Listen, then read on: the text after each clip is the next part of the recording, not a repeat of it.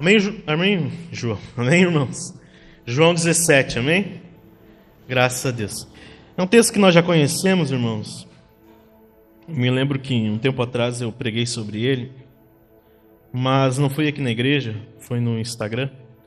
Aquela época de pandemia e tudo mais. Amém? E é um texto sempre atual. Em nome de Jesus.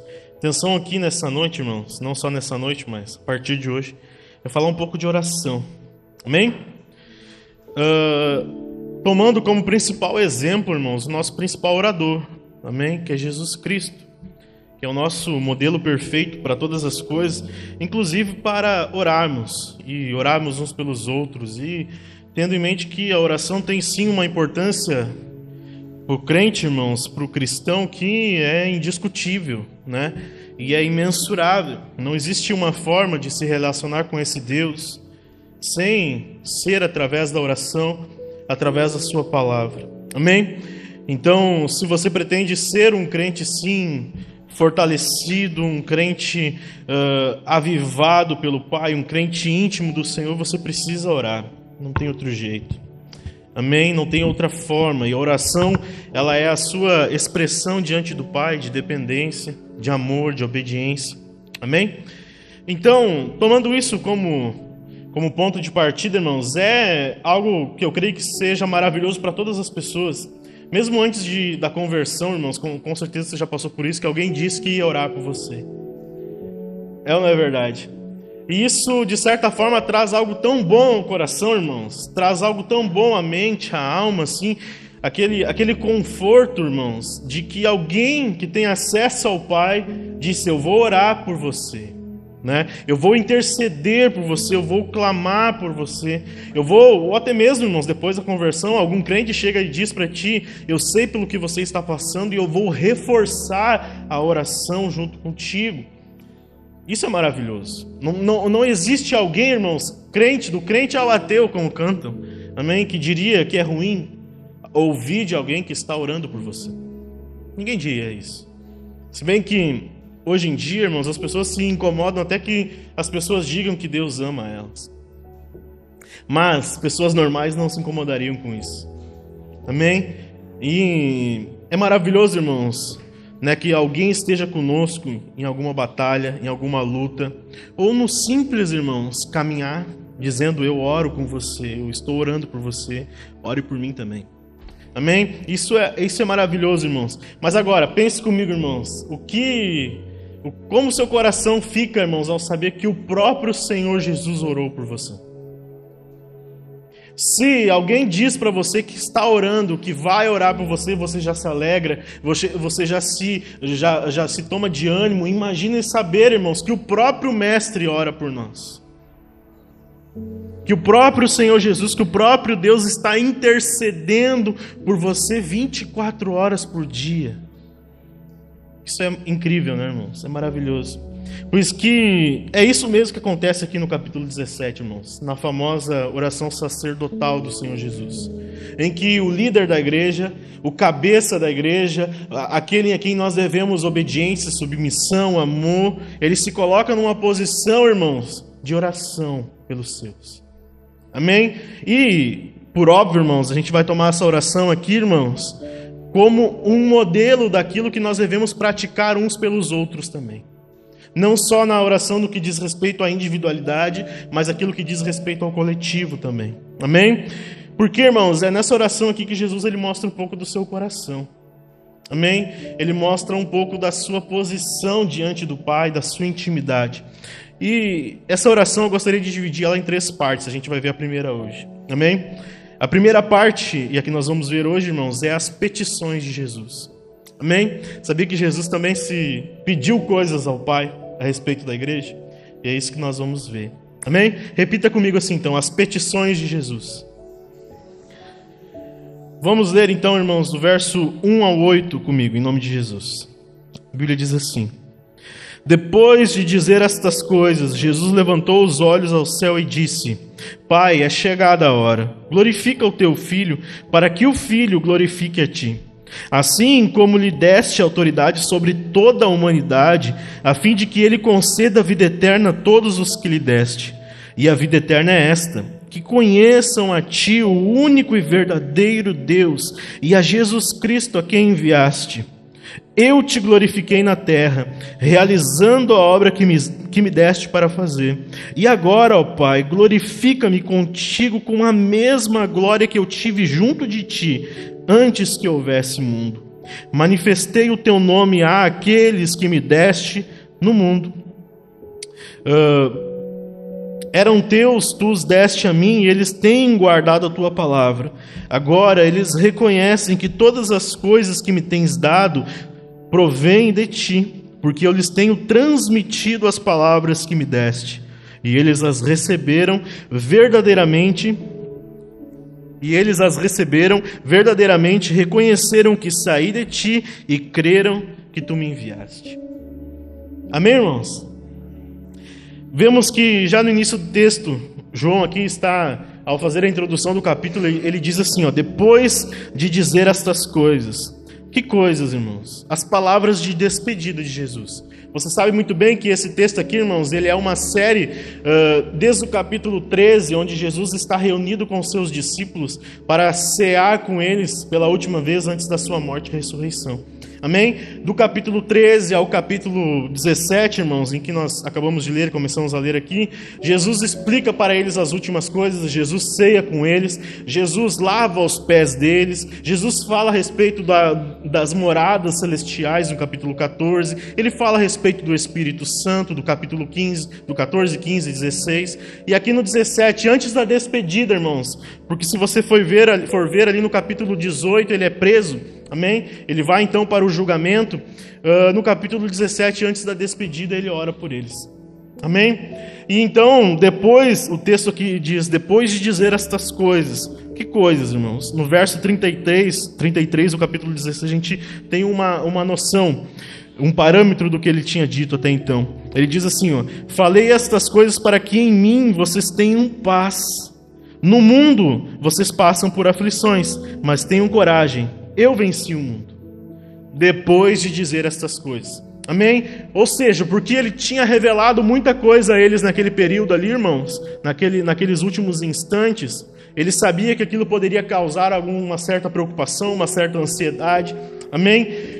Então ele vem dizer então que eu falei essas coisas para que vocês tenham paz. Por quê?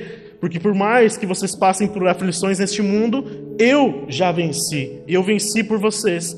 Depois de dizer essas coisas, então, irmãos, a Bíblia diz que ele levanta os olhos e começa a orar. Amém? E nós vamos analisar, então, texto por texto aqui em nome de Jesus. A primeira parte, então, irmãos, leia comigo. No verso 1. Depois de dizer essas coisas, Jesus levantou os olhos. Repita comigo, levantou os olhos. Amém? Porque acima de tudo o que nós vamos ver aqui, irmãos, é uma postura de oração. Um coração diante do Pai. Amém? Que é aquilo que nós devemos também imitar nas nossas orações. Não estou dizendo que você tenha que levantar os olhos aos céus. Mas você precisa entender, irmãos, que aqui, provavelmente ele tem até levantado as mãos. Por quê, irmãos? Era costume dos judeus orarem desta forma. Amém? Diferente, irmãos, da oração do Pai Nosso, lá no Sermão do Monte, em Mateus capítulo 6, em que Jesus disse que seria interessante ir para o secreto, fechar a porta do quarto para ter um momento de relacionamento íntimo com o Senhor. Aqui ele nos ensina mais um modelo de oração, irmãos, que é a oração em público. A oração uns pelos outros, o erguer a voz, o levantar os olhos e ter uma postura, irmãos, de liderança na oração em prol do outro. Você pode dar glória a Deus por isso, irmãos? Me ajude aí para que a minha voz se recupere entre os améns. Amém? Ele tinha classificado a oração do Pai Nosso como algo mais secreto, mais íntimo, mas aqui ele levanta a sua voz em público. Amém? Ele fala ao Pai para que todos possam ouvir. Amém, irmãos? Para que todos que estivessem ali reunidos pudessem entender o que ele estava dizendo, o que ele estava falando. Amém? E principalmente, irmãos, entender que ele estava orando por eles. Como eu disse, é maravilhoso saber que alguém está orando por nós, irmãos. Jesus aqui está deixando não só um exemplo de oração, mas um exemplo de orar uns pelos outros. A sua oração tem capaz de reanimar as pessoas, de trazer paz, irmãos, ao coração que está afligido pelas preocupações. Ah, como são dias, irmãos, de se orar. Nós precisamos orar. As pessoas precisam saber que estamos orando. Não porque queremos aparecer, porque queremos contar a mão esquerda o que a mão direita está fazendo. Não isso, irmãos. Mas uma postura de oração pelo próximo nesses dias. Nunca foi tão necessário, irmãos, estar em oração uns pelos outros, porque sempre existem aqueles entre nós que são frágeis, que não estão tão fortes, talvez, como os outros. Desta oração aqui, irmãos, a Bíblia diz que Pedro traiu, Marcos fugiu, o resto se dispersou. Está entendendo? Mas Jesus estava orando por eles. Amém? Então, irmãos, a primeira coisa é essa postura. Levantou os olhos ao Pai. De onde vem o nosso socorro, irmãos? Do Senhor. É dele, irmãos, que vem a resposta da oração. É dele que vem o poder. A oração em si, irmãos, é um meio de chegar até o Senhor através da conversa, através da fala. Mas a oração não tem poder em si mesmo. Porque se a oração não for direcionada a Deus, ela não tem poder. É Deus, irmãos, quem nos abençoa através da oração. Amém? E nós devemos orar uns pelos outros. Olha o resto do texto, irmãos. Jesus levantou os olhos ao céu e disse: Pai, é chegada a hora. Amém? Repita assim comigo: é chegada a hora. Amém? Não é uma hora específica, irmãos, mas é o tempo que estava determinado. Jesus estava dizendo: está na hora de cumprir, de terminar o serviço, de terminar a obra. Amém? Essa é a oração final, irmãos. É a oração da despedida antes da morte e ressurreição. Amém? O que começa lá no capítulo 13. Começa com lavar os pés, com falar do Espírito Santo. Agora pense uma coisa comigo, irmãos. Ele está dizendo: chegou a hora. Que hora é essa? A hora da cruz. A hora da morte. A hora da principal provação. A hora da dor. A hora da humilhação. Irmãos, que momento para orar pelos outros. Talvez você dissesse assim: quem precisa de oração é Jesus. Ele que vai passar por tudo aquilo. Mas não. Ele está dizendo: chegou a minha hora. Estou orando por vocês. Está vendo como é uma questão de postura também, irmãos? O homem que ia passar pela maior provação de todas, irmãos, estava disposto a orar por alguém. Este mesmo homem já tinha ensinado a amar os inimigos, a orar pelos inimigos. Este homem aqui, irmãos, diante do dia terrível, está orando pelos seus irmãos. Que renúncia, que entrega, que devoção, que amor, irmãos, que exemplo. Que exemplo de fé, de coragem, irmãos, mas também de negação do eu.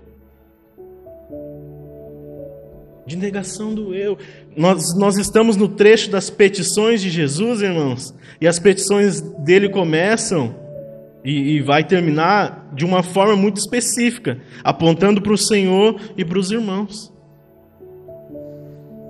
Você vai ver aqui, irmãos, que na sequência dessa oração, em que ele pede que o Pai o reposicione como na glória que ele tinha antes de descer à terra, de encarnar, mesmo assim, irmãos, era para glorificar a Deus e para abençoar os irmãos. Amém? A nossa oração, irmãos, precisa ter essa característica também. A característica de se colocar com uma postura, irmãos, de abnegação, de renúncia. Mesmo que tenha chegado, ou esteja, mesmo que você esteja passando por uma hora difícil. Lembre-se que Jó orou pelos seus amigos. A Bíblia diz que Deus mudou a sorte de Jó quando ele orava pelos seus amigos. né? Vamos lá, seguindo. Olha o que ele diz, irmãos. Ainda no verso 1. Ele diz: é chegada a hora. Glorifica o teu filho, para que o filho glorifique a ti. Amém? Agora, irmãos, está chegando a hora da cruz. Só que a cruz aqui para Jesus, irmãos, correspondia sim a um instrumento de morte, mas também era o lugar da glória.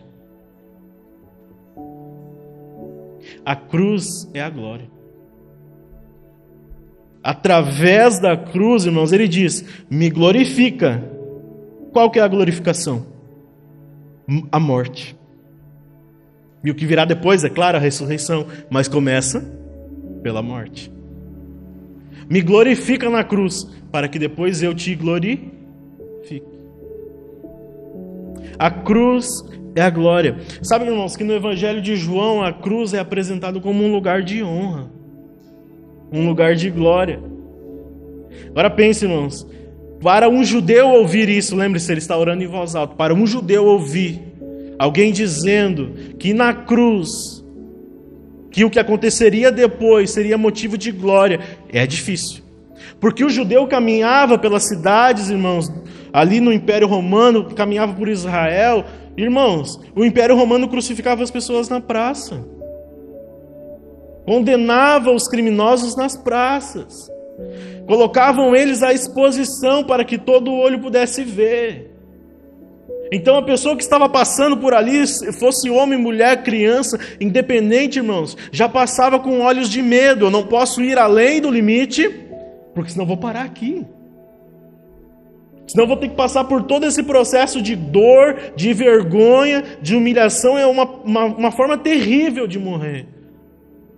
Para um judeu ouvir, irmãos, que através da morte, numa cruz, ele receberia a glória, é muito difícil.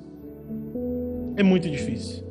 Mas é o que ele está dizendo aqui, irmãos. Sabe por quê, irmãos? Aonde o Império Romano crucificava criminosos, Deus mudou a história da humanidade.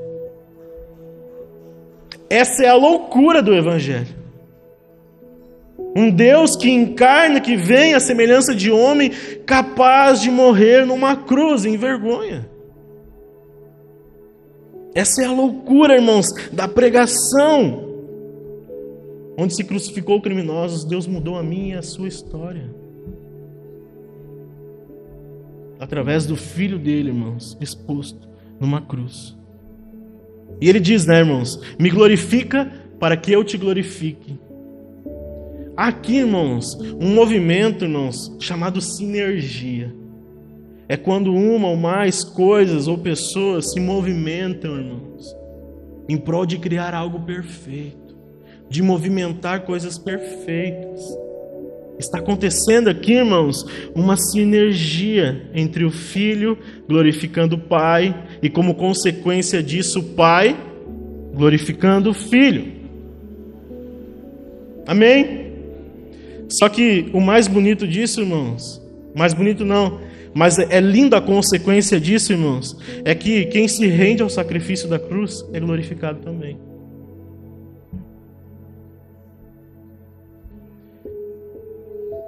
Quem se rende ao sacrifício da cruz, irmãos, absorve, usufrui para si dessa consequência maravilhosa. Na Páscoa, quando falamos na morte de Jesus, não encare a cruz, irmãos, com dó. Encare com ânimo. O meu Salvador foi levantado, mas ele está ressurreto. Se isso não traz expectativa ao coração, irmãos, eu tenho uma notícia ruim, nada mais pode trazer. Isso aqui é maravilhoso, irmãos. O Filho glorificou o Pai, o Pai glorificou o Filho, e por consequência, irmãos, quem se rende a esta obra é glorificado também. Amém? Agora vamos para o verso 2, irmãos. Ele diz: assim como lhe deste autoridade sobre toda a humanidade, a fim de que ele conceda a vida eterna a todos que lhe deste. Amém? Ele está falando de si mesmo, óbvio, né, irmãos? Ele diz: o Pai me deu autoridade. Amém? Sobre toda a humanidade, especialmente sobre aqueles que o Senhor já lhe deu. Mas vamos focar primeiro, irmãos, na questão da autoridade. Amém? É inegável aqui que toda autoridade pertence a Jesus. Amém? Nós lemos aqui nos jovens do sábado, o texto lá de Filipenses 2, em que a Bíblia diz que ele recebeu um nome, acima de todos os nomes. Amém? Para qual todo nome vai se dobrar na terra, debaixo da terra, nos céus, enfim. Tudo pertence a Cristo, porque dele, por ele, para ele, são todas as coisas. Amém? Nele nos movemos, nele nós existimos, lembre-se? Amém? Tudo pertence ao Senhor Jesus, irmãos. O Senhor Deus concedeu a ele autoridade no céu e na terra, inclusive para conceder a vida eterna. Amém, irmãos? Para conceder a vida eterna. Como ele mesmo diz, há aqueles, né, irmãos, um A com crase aqui, há aqueles que o Senhor lhe deu, que o Pai já tinha entregue. Irmãos, você tem a noção que você foi escolhido antes da fundação do mundo? E que você já era um propósito do Pai? E que se você veio até Cristo é porque Ele já tinha te eleito antes da fundação do mundo. Ele te amou, irmãos, antes mesmo do ventre da sua mãe. Antes da sua mãe te amar, Ele já tinha te amado e te escolhido. Você considera um amor de mãe algo maravilhoso? Não se compara com o amor de Deus. É o tipo de amor mais perfeito, mais sublime, mais incomparável, incondicional. Ele te amou e te escolheu, te elegeu nele antes da fundação do mundo. Meu Deus! Meu Deus! Meu Deus! Quando você sai pregar o Evangelho por aí, você está sendo boca de Deus para convidar aqueles que Ele elegeu para o banquete, irmãos do noivo.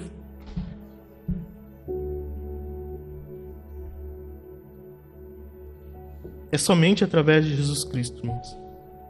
Já tinha sido dito isso no Evangelho de João. Leia comigo lá no capítulo 13, rapidinho. Capítulo 3. Verso 35, irmãos. Leia comigo. Diz assim: o Pai ama o Filho e entregou todas as coisas na mão dele. Por isso, quem crê no Filho tem a vida eterna. Amém?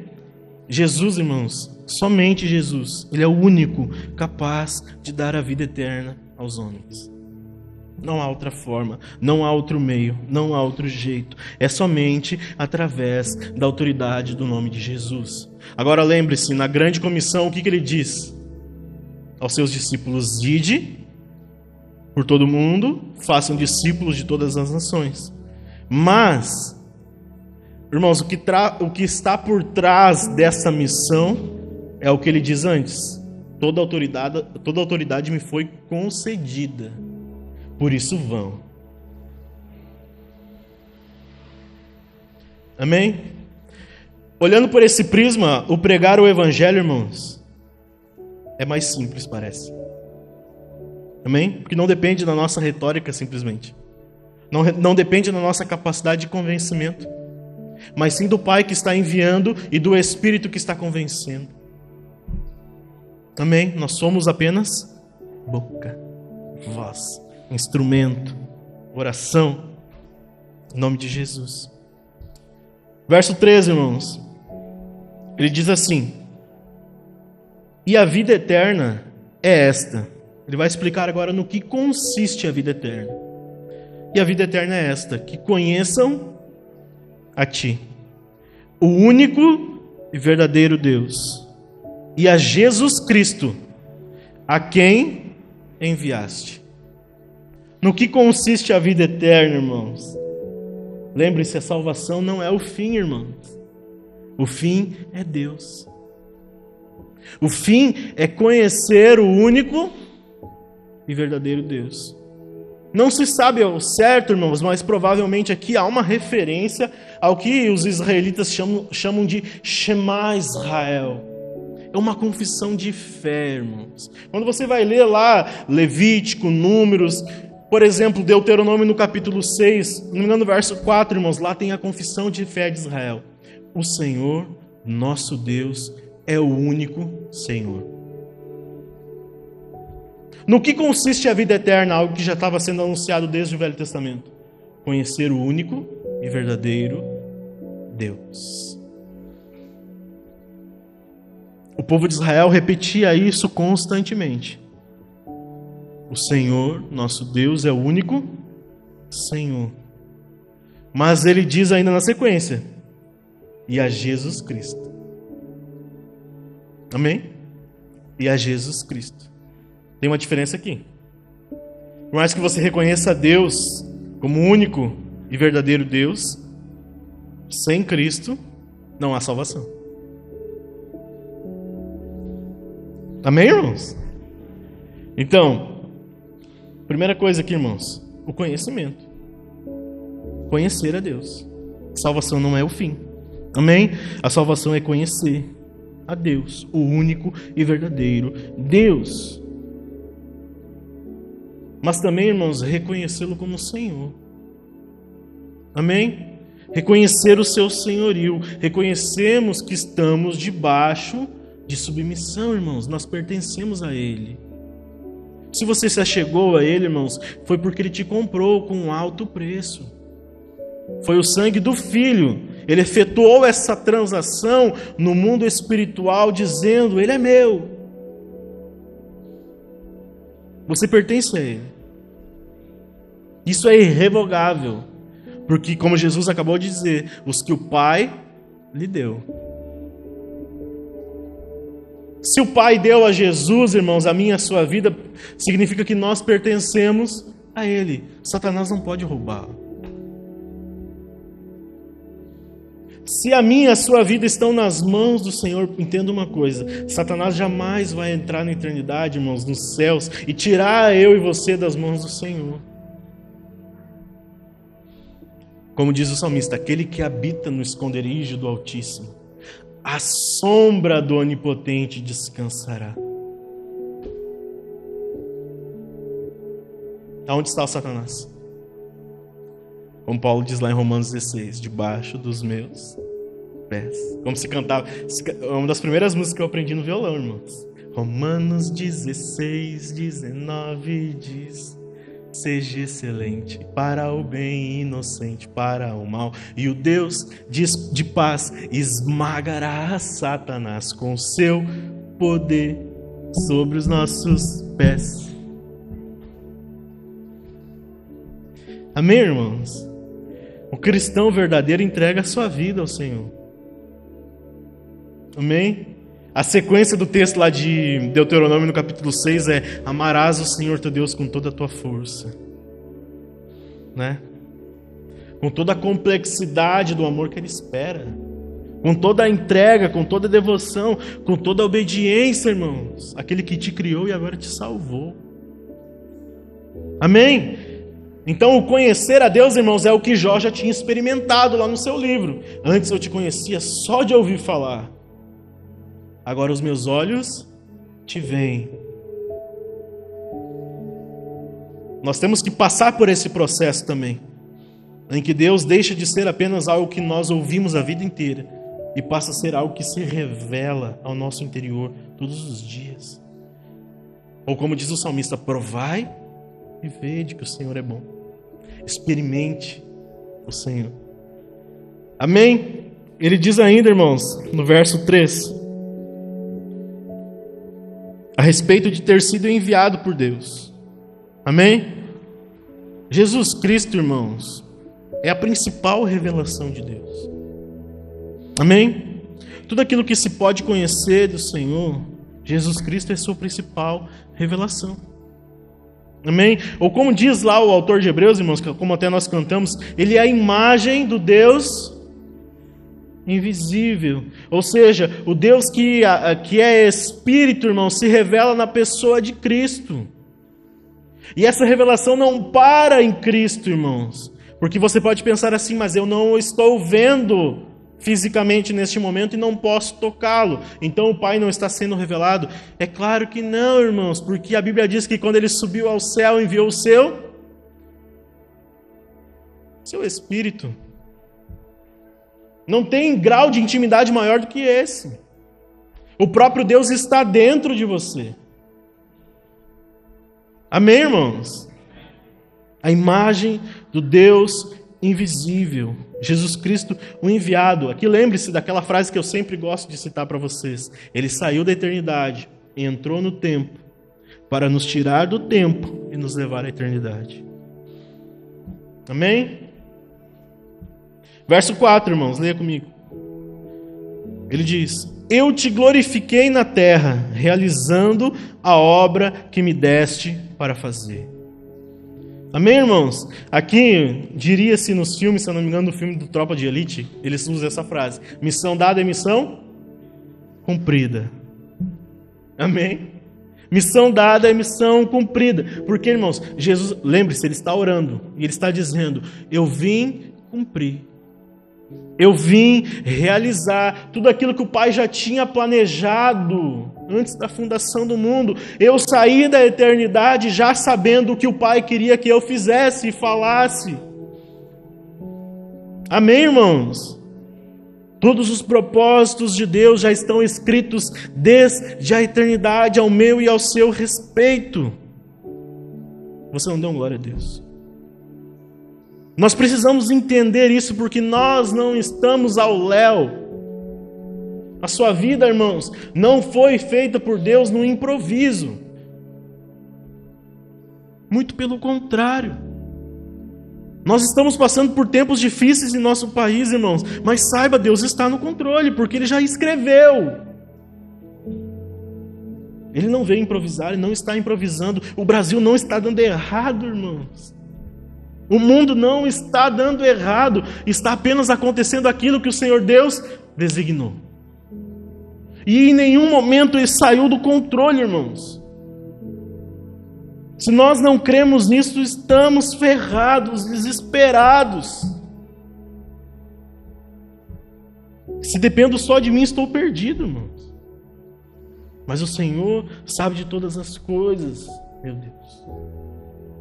Agora, irmãos, ele está dizendo aqui: eu vim cumprir tudo aquilo que o Pai fez, missão dada, missão cumprida. Irmãos, essa vida de obediência e de amor do Senhor Jesus, irmãos, a vontade de Deus, ela rendeu frutos. Amém? Ela rendeu frutos, como diz Isaías lá no capítulo 53, que nós cantamos aqui. Aliás, não cantamos essa parte, a música não chega nessa parte, amém? Mas ele diz lá, irmãos, que uma referência a Cristo, obviamente, que ele veria o fruto do seu trabalho e se alegraria. Quando Deus olha para mim, para você, para a sua igreja que Ele comprou, Ele se alegra. Por que você está triste? Se o Pai está alegre, se o Pai está contente, se o Pai abre um sorriso cativante nos lábios, irmãos, quando pensa que a obra já está realizada. Porque o que Ele disse lá na cruz, irmãos? Quando entregou o seu Espírito, vamos lá. Está? Não, bem alto. Está? Consumado. Está feito. Está cumprido. Glorifiquei a Deus, disponibilizei acesso ao Pai e vida eterna aos homens. Está consumado. Agora, irmãos, Ele não se ausentou, irmãos, como quem diz: se virem. Ele nos deu o seu Espírito e ainda disse: eu voltarei. Como diz o Anônimos Gourmet, voltaremos. Você está entendendo isso, irmãos? Não tem ponta solta aqui, irmãos. Não tem improviso. Não tem coisas que, meu Deus, fui pego de surpresa por mim mesmo. Oh, irmãos, estamos na mão do Senhor. Amém, irmãos? Graças a Deus. Leia o verso 5 comigo. Diz assim: e agora, ó Pai. Eu esqueci de citar a respeito do Pai. Irmãos, ele repete 6 vezes a palavra Pai aqui nessa oração. E você sabe muito bem que os judeus não gostavam disso.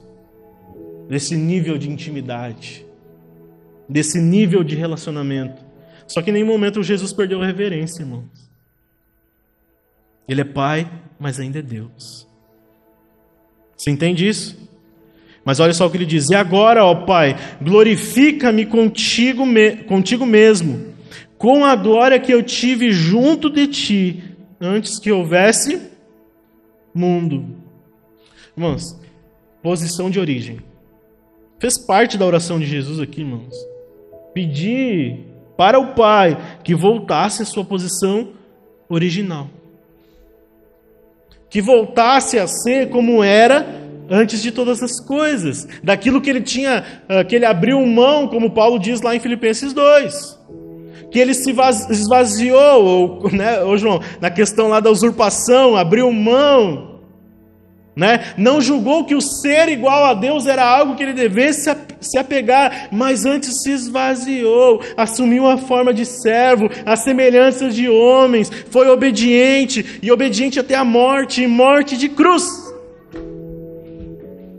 Depois de a obra completa, depois da missão dada, aqui cumprida, irmãos, ele pede ao Pai: Pai, eu preciso voltar agora à posição original, à eternidade. João abre esse evangelho falando, irmãos, que o Verbo estava com Deus e o Verbo era Deus. O Verbo era o que, irmãos? O que o Verbo era? Deus. Amém, irmãos? Só que agora, isso aqui não é mesquinho da parte de Jesus, irmãos. Não é como se ele estivesse passando aqui por um experimento social aqui nessa terra e não aguentava mais ficar com os meros mortais. Precisava desesperadamente voltar. Não é mesquinharia isso aqui, irmãos. O sentido aqui, irmãos, desse pedido na oração implica, primeiramente, irmãos, repita assim comigo: voltar e preparar a morada. Amém?